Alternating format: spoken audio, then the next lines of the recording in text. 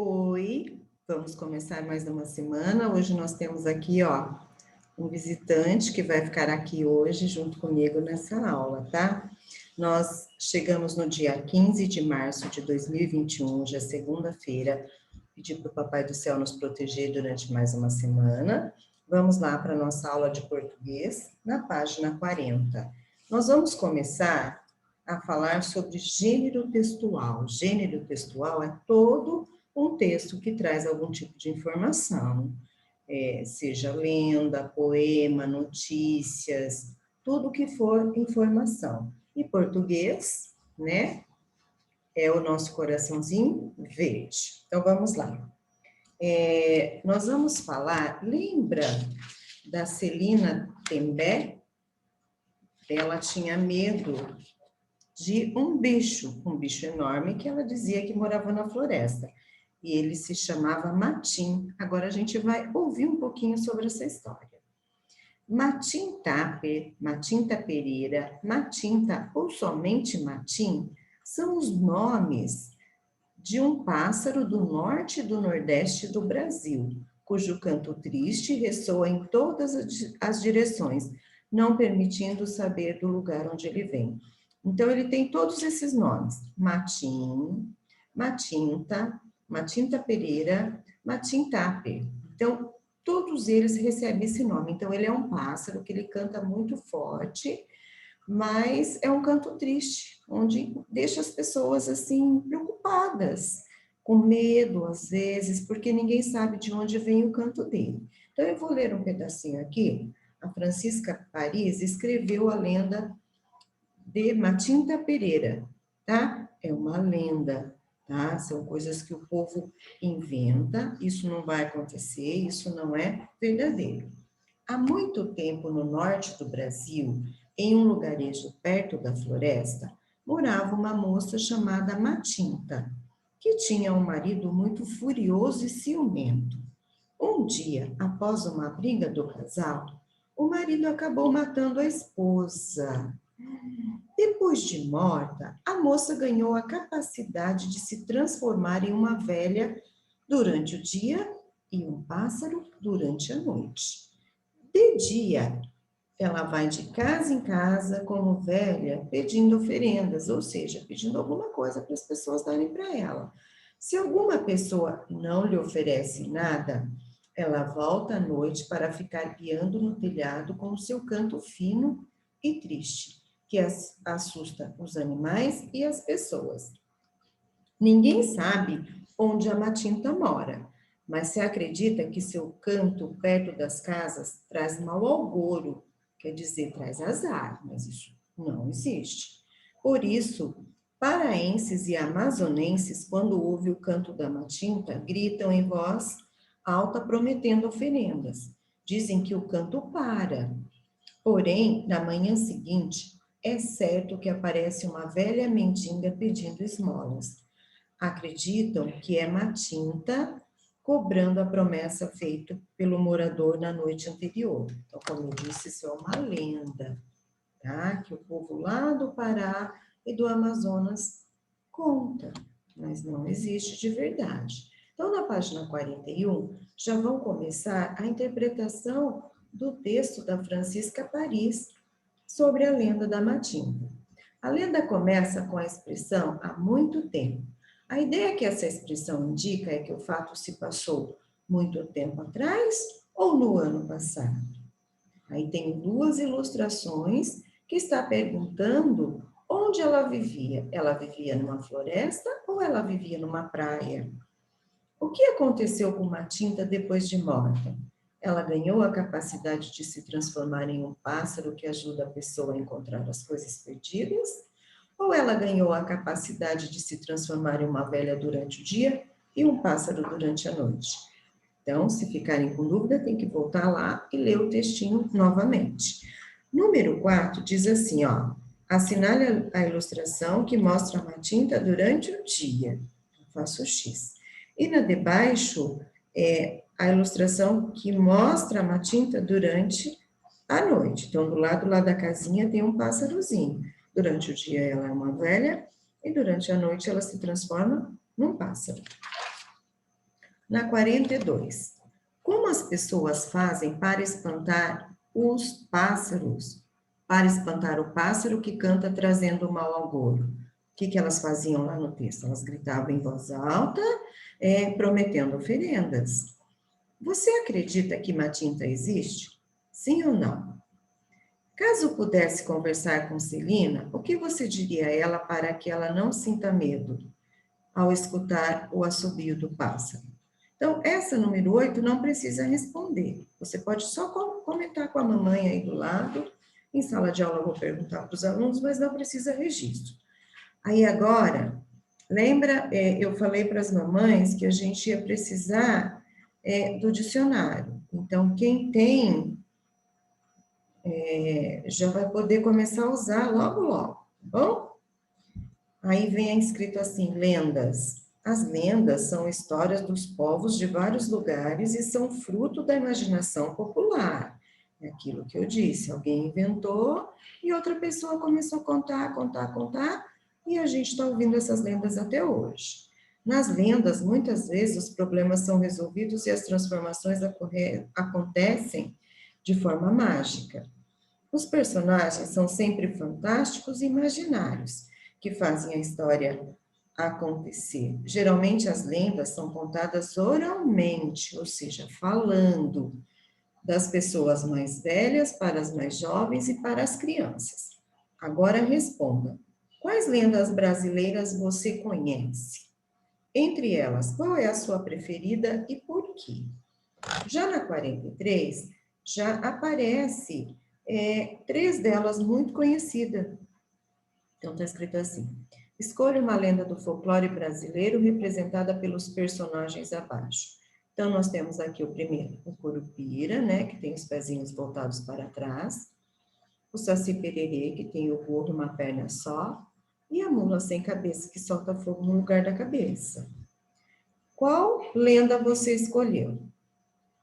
Cite 3 características do seu personagem, ou seja, 3 coisas que eles fazem. As lendas têm como característica começar falando sobre o tempo em que o fato aconteceu. Selecione uma das expressões para iniciar o seu texto.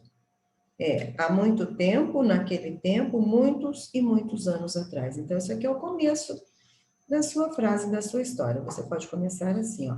Há muito tempo viveu o Curupira, ou naquele tempo vivia o Curupira, ou então a terceira opção. Muitos e muitos anos atrás, ouviu-se falar do Curupira. Eu estou dizendo Curupira, mas é o que veio aqui primeiro na minha frente, aqui dos 3. Mas são vocês que vão escolher, tá? Número 2. Reescreva em uma folha avulsa a lenda escolhida com suas palavras. Você deverá manter o sentido original da história, observando o planejamento feito. Eu já vou explicar o que é isso. Vamos lá na 44. Avaliando. Releia o texto. Ele conta uma lenda? Você usou a expressão escolhida para começar o seu texto? Que são essas 3 que eu acabei de falar. Você escreveu o lugar em que os fatos acontecem? Se foi na cidade, na floresta, no rio, numa praça. Você contou o que o personagem faz? É importante que eu fale, né? Se for o Saci Pererê, o que ele fazia de traquinagem? O título escolhido tem relação com a lenda escrita?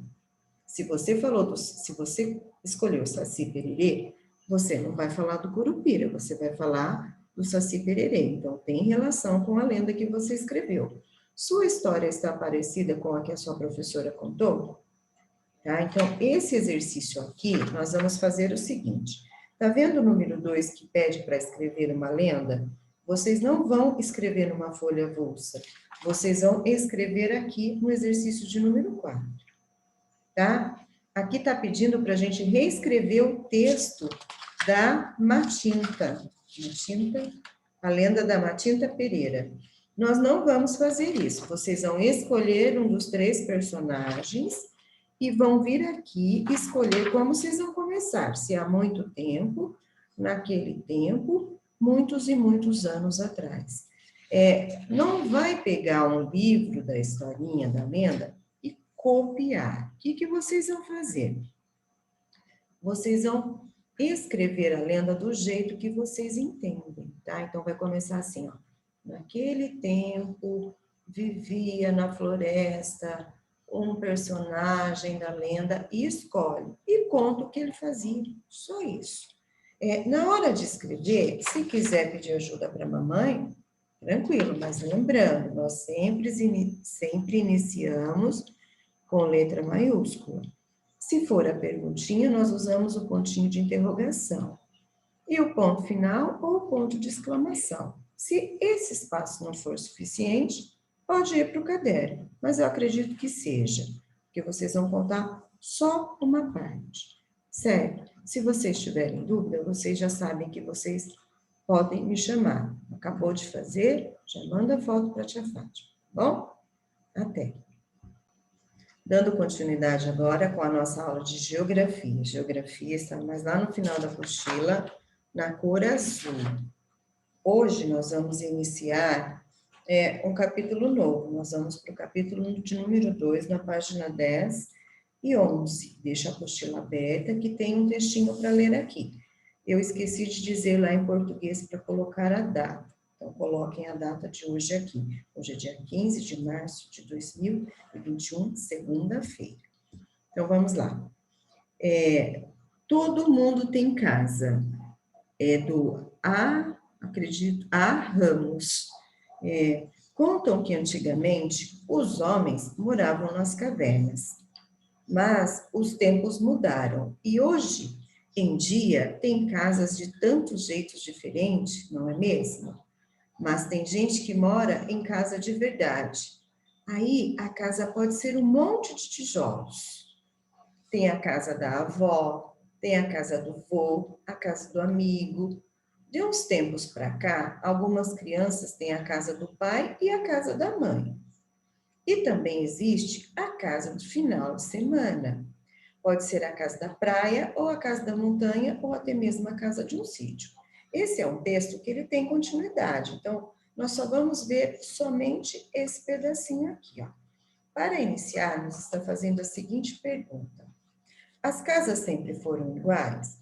Não. Por quê? Porque elas precisaram ir mudando ao longo do tempo, né? Por que as pessoas constroem casa? Por que nós moramos numa casa? Para nos proteger de sol, de chuva, do frio, para a gente ter um lugar seguro para ficar, onde a gente possa entrar, fechar nossas portas, que ninguém vai nos incomodar. Todas as pessoas possuem casa para morar? Não, infelizmente tem pessoas que não têm casa para morar e acabam tendo que morar nas ruas. Isso é uma realidade, é triste, mas é uma realidade. Todos não têm casa para morar. Na imagem, as casas estão representadas na visão vertical ou oblíqua. E agora, hein? Lembra? A vertical em pé e a oblíqua é aquela que a gente tira assim meio de lado, né? Que dá para ver em cima e do lado da casa. Pensem aí, depois vocês respondem. Aí na página 12, está escrito assim: lugar de moradia. Moradia é a casa. Existem vários tipos diferentes de moradia. Algumas têm vários cômodos e outras têm poucos. Umas abrigam vários moradores, enquanto outras são habitadas por poucas pessoas. Cada moradia é única, não só pelo seu formato, mas também pela sua localização. Próximo das habitações são locais em que se habita, ou seja, é um sinônimo de moradia, é quase a mesma coisa que dizer uma moradia. Próximo das habitações podemos encontrar escolas, hospitais, lojas e praças. Em alguns casos, esses serviços estão afastados. Por quê? Porque talvez a gente mora num bairro bem longe desse tipo de atividade. Por isso se diz afastado, mas existe na cidade. Em uma rua, as casas geralmente são construídas uma do lado da outra, cada uma servindo de moradia para uma família. Essa maneira de construir as habitações é denominada construção horizontal, então, na posição do chão, onde a gente está onde a gente pisa, né? Horizontal é como se olhasse lá no horizonte. Como o número de pessoas vivendo nas cidades tem aumentado cada vez mais, uma maneira de aproveitar melhor os espaços foi passar a construir as moradias na vertical, ou seja, uma casa em cima da outra, que nós conhecemos por prédios ou edifícios. Ruas repletas de moradias desse tipo têm se tornado algo cada vez mais comum na cidade.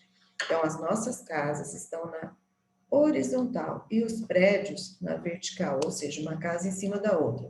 Tem o térreo, o primeiro andar, segundo, terceiro, quarto, quinto, e assim vai indo, tá? Tem prédios que são bem altos, mas geralmente as construções que a gente tem aqui na cidade chega até o 11º, mas mesmo assim são altas também. Aqui nós temos na ilustração algumas casas construídas lado a lado de forma horizontal. E aqui, prédios e edifícios construídos na forma vertical, certo? Então, a casa da gente geralmente é assim, tem a nossa casa, tem o nosso terreno e tem o muro que nos separa do vizinho. Ou seja, de um lado, do lado direito, do lado esquerdo, no fundo da casa. Geralmente na frente são as ruas, né? Que a gente precisa ter o espaço da rua para poder sair. Então, nós vamos começar a falar nesse capítulo sobre a nossa moradia. Lá na página 13, já tem alguns exercícios para fazer de lição de casa. Está escrito assim, ó. Converse com o adulto de sua família e preencha a ficha abaixo com os dados sobre a localização da sua moradia. Nome da rua onde você mora, isso nós já fizemos lá na outra matéria, mas vamos fazer aqui novamente. Nome da rua onde você mora, o número da sua casa, o nome do seu bairro, o nome da sua cidade e o nome do estado. Então, aqui, ó, o nome da nossa cidade é Mogi Guaçu e nós estamos no estado de São Paulo. Sobre a rua que você mora agora, essas respostas vão ser diferenciadas. Cada criança vai responder de um jeito, porque vai falar exatamente da sua rua. A não ser que dentro da nossa sala tenha crianças que são vizinhas ou que moram na mesma rua. Aí as respostas vão coincidir, ou seja, vão ser iguais. Sobre a rua em que sua moradia está localizada, assinale as alternativas mais adequadas. Por exemplo, na rua há mais o quê? Na rua que você mora. Construções verticais, que são os edifícios, ou construções horizontais, que são as casas? A letrinha B. A rua é o quê? Muito arborizada ou pouco arborizada? Arborizadas são ruas que têm árvores, que são plantadas as árvores. Ela é muito movimentada durante o dia, muito movimentada em períodos do dia. Se você acha que a sua rua é muito movimentada de dia, você vai colocar de dia. Se você acha que é à noite, vai colocar à noite. Ou é uma rua calma, nem muito movimentada, nem tão pouco. Às vezes passa o carro, passa aqueles carros andando normal, não passa carro em alta velocidade, não tem transporte de caminhão, de ônibus. Então, vocês vão prestar atenção nisso.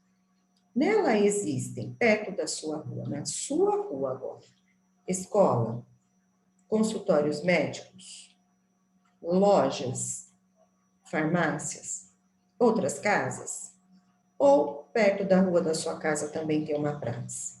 Então, por isso que vai ser diferente, cada um mora na rua diferente, com muito ou pouco movimento. Tem até gente que mora em rua sem saída, sabiam? Porque aí vem, vira a esquina e chega lá, não tem saída, então a pessoa tem que voltar, né?